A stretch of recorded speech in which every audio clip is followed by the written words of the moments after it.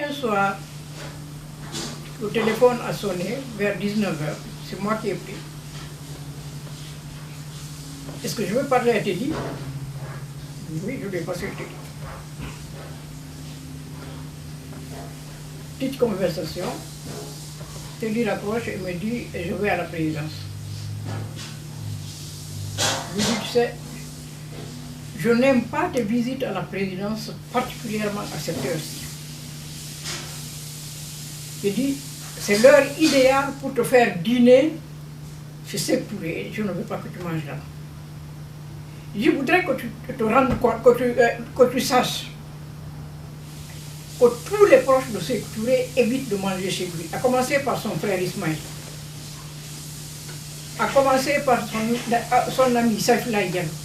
Il ne mange pas chez lui.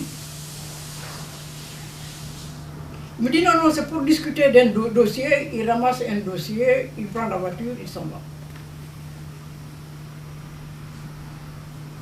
Vers 8h30, il me téléphone, dîner, ne m'attendez pas pour dîner, je dîne ici. Il a dîné. Après le dîner, il me téléphone en me disant, ah écoute, je dois passer chez ma soeur, nous avons une réunion de famille, je vais rentrer un peu plus tard.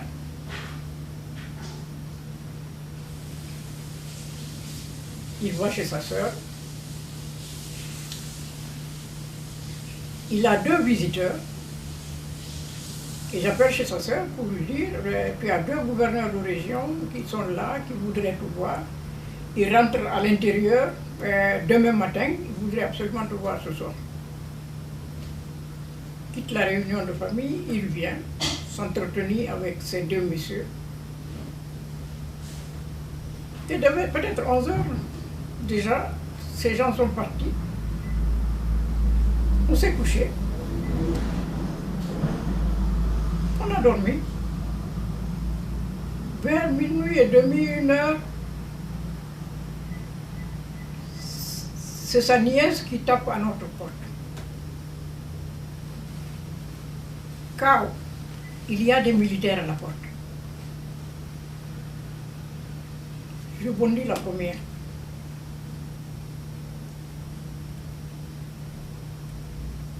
Je lui dis où sont-ils? Ils sont à la cuisine, du côté de la cuisine. Je suis allé. Il y avait la clé sur la porte. Les filles avaient refusé d'ouvrir, il y avait ma soeur et la nièce de Teddy, ils avaient refusé d'ouvrir. Je suis arrivé, j'ai regardé par la fenêtre, il y avait tout un bataillon de militaires. J'ai refusé d'ouvrir également. Teddy, pendant ce temps, est arrivé par derrière. Il a regardé par la fenêtre, il en a reconnu un. Ah, Calaban, c'est toi, qu'est-ce qu'il y a? Ah, je voudrais vous parler.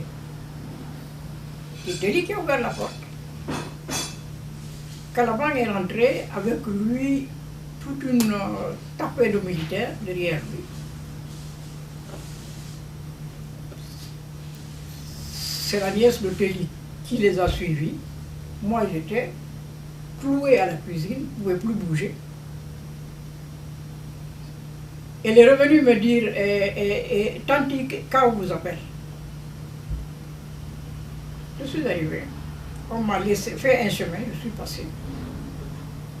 Je suis allé le trouver en train de s'habiller dans la chambre. Je lui ai dit, qu'est-ce qui se passe? Et il me dit, je suis arrêté. Je me suis assise dans un coin du lit, je l'ai regardé s'habiller jusqu'à la fin. Je lui dis, bon, il y a, tu m'avais confié 500 000 francs CFA. Ils sont dans mon armoire. Qu'est-ce que je dois en faire? Tu veux que je les mette dans les toilettes et que je tire la chasse d'eau? Il me dit, non, non, laisse-les dans ton armoire. Ils fouilleront toute la maison, mais ils ne fouilleront pas tes effets à toi. Je lui dis, de toutes les façons, tu sais très bien que je vais te rejoindre au Cambodge. Il me dit, non, Sékou Touré ne t'arrêtera pas. Le monde entier sait que tu es en pleine dépression nerveuse. Il y en a beaucoup qui disent que tu es folle. S'il t'arrête, il est absolument, il ne sera plus cru du tout. Or, il a besoin d'être cru. Donc, il ne te touchera pas. Ils ne fouilleront pas tes effets.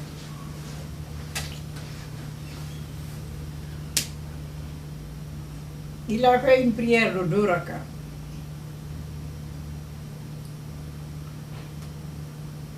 Il m'a tendu la main. On est sorti de la chambre. Les filles que nous élevions étaient sorties, elles aussi, devant leur porte. Et Teli a dit à Caravan, il faut que je dise au revoir à mes filles. Il est allé embrasser les filles devant leur porte. Nous sommes sortis jusque sur la terrasse. Il dit à Calaban, il faut que je dise au revoir à mes fils.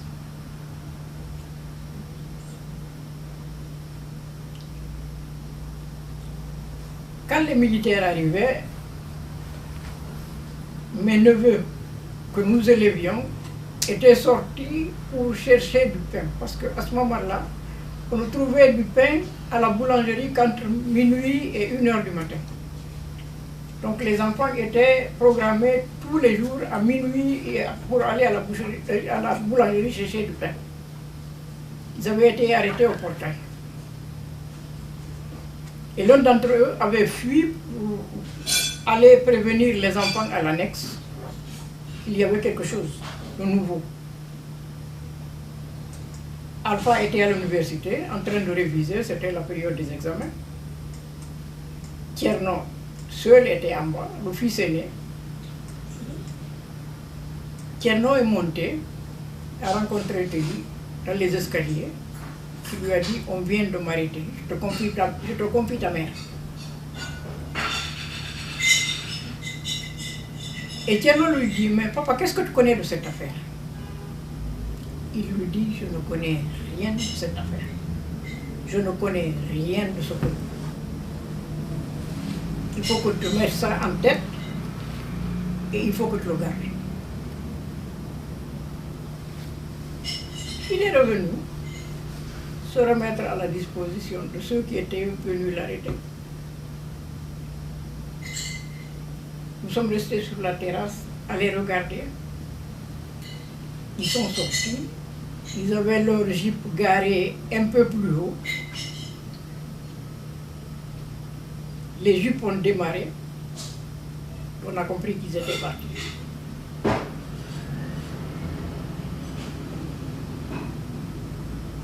Les enfants ont commencé à hurler. Je les ai poussés dans la maison. Je leur ai demandé de ne pas réveiller le quartier.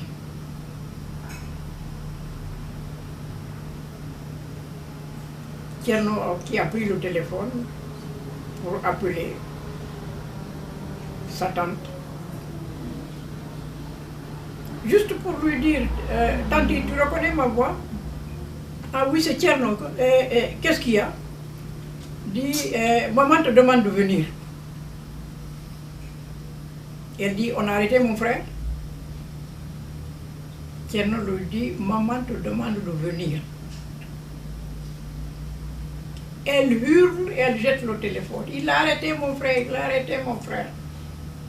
Ils étaient au moins 20 à la maison. Ils avaient une voiture. Ils ont embarqué ceux qui pouvaient embarquer, les autres sont venus à pied.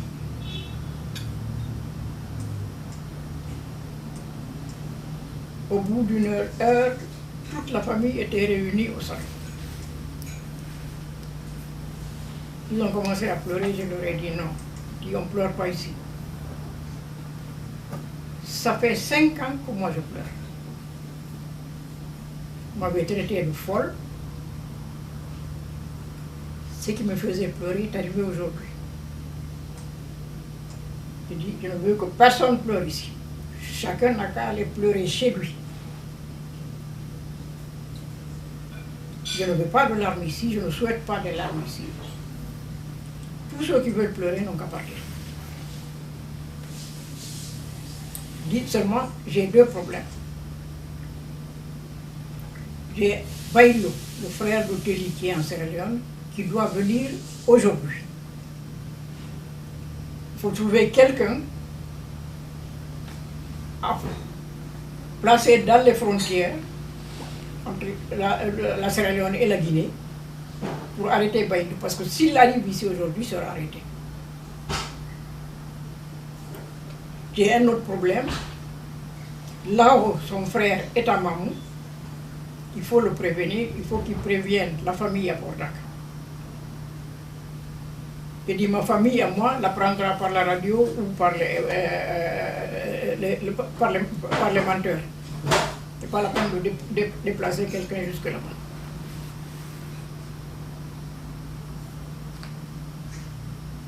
On a envoyé les commissions. On est resté là jusqu'au matin. Je n'ai appelé personne dans Conakry en dehors des membres de la famille. Et le lendemain,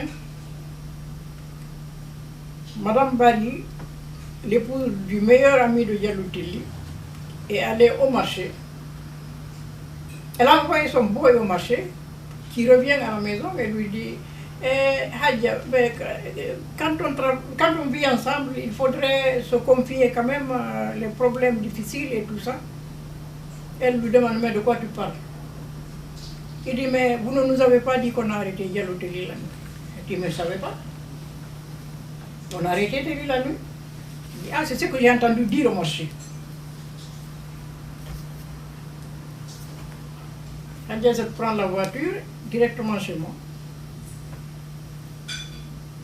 On m'a dit qu'on a arrêté Telli. Je dis, on a arrêté Telli hier à minuit et demi. Elle reprend la voiture, elle rentre chez elle, elle téléphone à son mari, qui était ministre. Elle lui dit, tu as appris qu'on a arrêté Telli? Son mari lui dit, Saifullah vient juste de me le dire. J'arrive. Il prend sa voiture, il va chez lui, il dit à sa femme, monte en voiture, on va aller. Ah non, non, non, Kadiatou m'a dit de te prévenir, de ne pas mettre les pieds chez elle là-bas.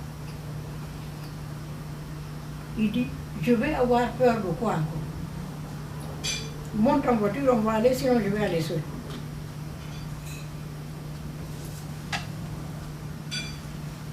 Ils sont arrivés. Ils m'ont trouvé dans ma chambre. Je dis à Isaac, pourtant je t'avais dit de ne pas l'amener ici. Elle me dit, j'ai tout fait, il n'a pas voulu.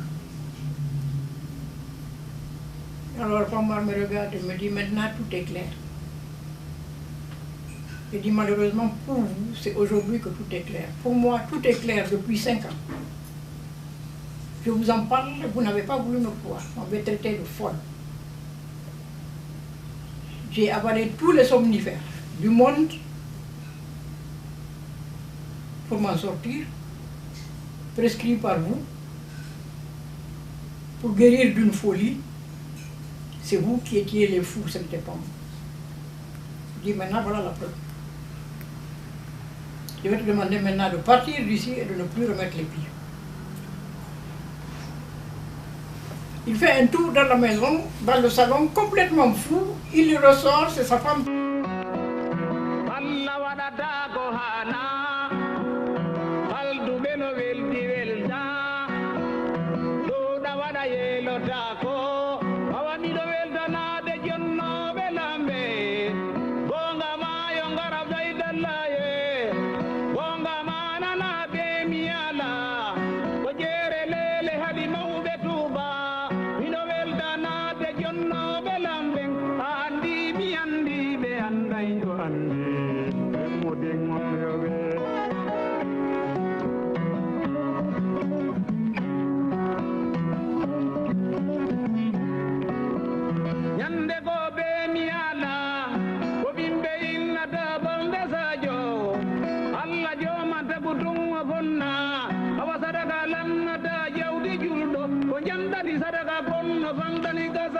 Gombo bilai budo to konyama, aye goto